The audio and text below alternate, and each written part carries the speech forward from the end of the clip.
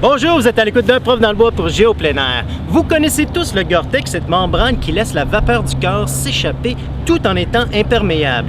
Mais depuis le début des années 2000, il y a une nouvelle membrane sur le marché, le Event, qui se veut le titre de la membrane qui respire le plus tout en étant aussi imperméable que ses compétiteurs. Ces deux membranes vont s'affronter pour un duel de respirabilité et d'imperméabilité. Et quel meilleur endroit pour ce duel qu'ici, sur les plaines d'Abraham à Québec. En bleu, un manteau et un pantalon en Gore-Tex Pro Shell.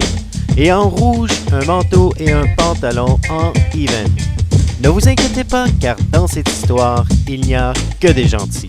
Alors, premièrement, j'ai voulu faire un test de respirabilité sur le terrain.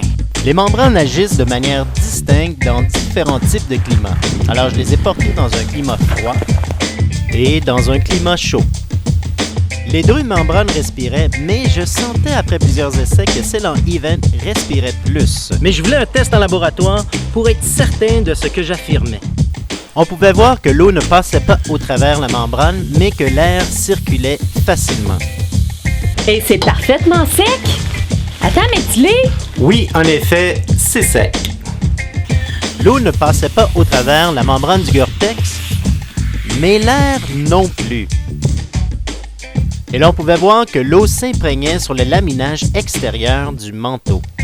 J'étais si perplexe que je suis revenu le lendemain avec un Gore-Tex Pro Shell d'une autre compagnie et nous avons eu les mêmes résultats. Avec un simple test maison de respirabilité, je me suis aperçu que les deux manteaux respiraient même si c'est difficile de voir à l'écran et que le Event respirait un peu plus. Je m'interrogeais si le laminage du manteau affecte la respirabilité de la membrane. Quand on parle de manteau, écoute, on porte pas une membrane sur notre corps. On porte un manteau et on porte un laminage. C'est-à-dire qu'on a une membrane qui est prise en sandwich entre un tissu intérieur et un tissu extérieur. Bien entendu que ça affecte la respirabilité. Ce n'est plus seulement la membrane. Maintenant, nous avons une composante. À la lumière de ces informations, sautons tout de suite au test d'imperméabilité. Présentement, on va faire un test du Gore-Tex Pro Shell dans un lavoto.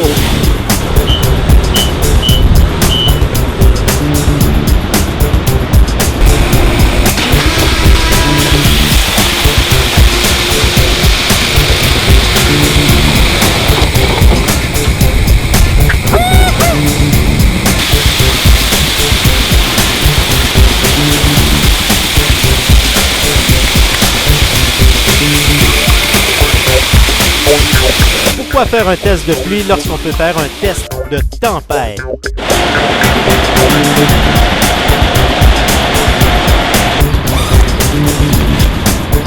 Toujours prêt? Il y a un petit peu d'eau qui est rentrée avec la pression dans le dos. Mais à part ça, je pense que c'est quand même assez sec. L'eau n'avait pas traversé la membrane, mais elle était restée imprégnée sur le laminage extérieur du manteau.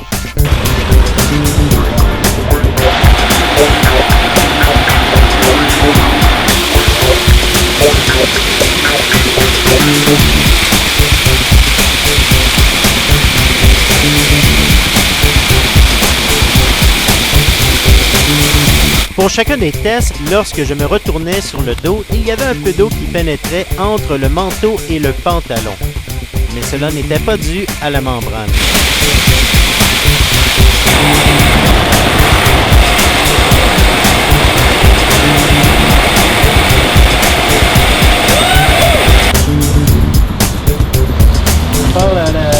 La région en bas. Vous n'aviez qu'à secouer le manteau et il était complètement sec. Ces deux manteaux s'étaient avérés très imperméables, mais je voulais une épreuve un peu plus extrême. Présentement, je me trouve devant la caserne de pompiers de Farnham où nous allons faire le test du déluge.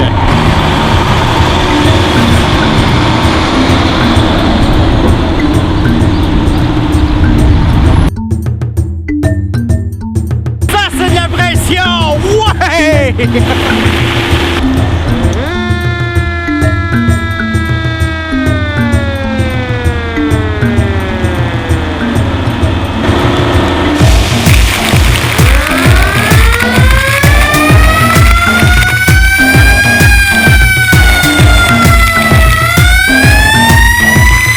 Je voulais voir avec ce test si une pression extrême pouvait atteindre la membrane de ces manteaux.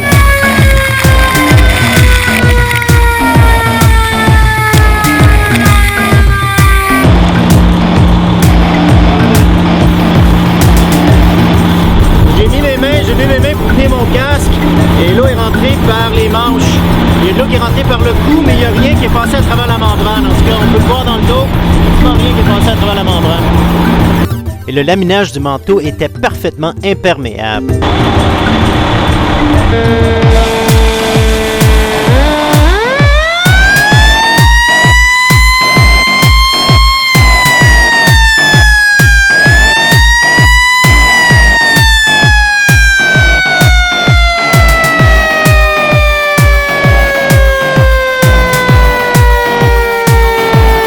Si vous vous posez la question, oui, j'ai eu un torticolis pendant 4 jours après cette épreuve.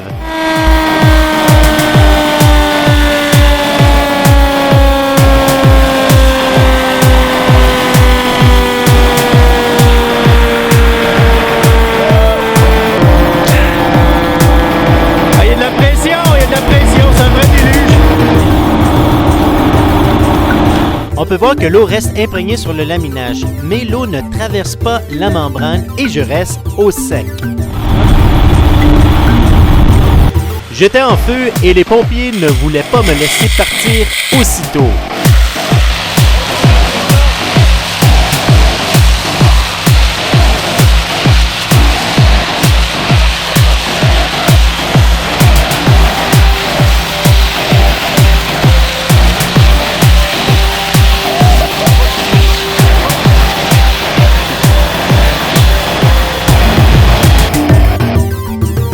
L'eau n'avait pas passé au travers la membrane, mais elle avait bel et bien passé au travers les fermetures éclairs.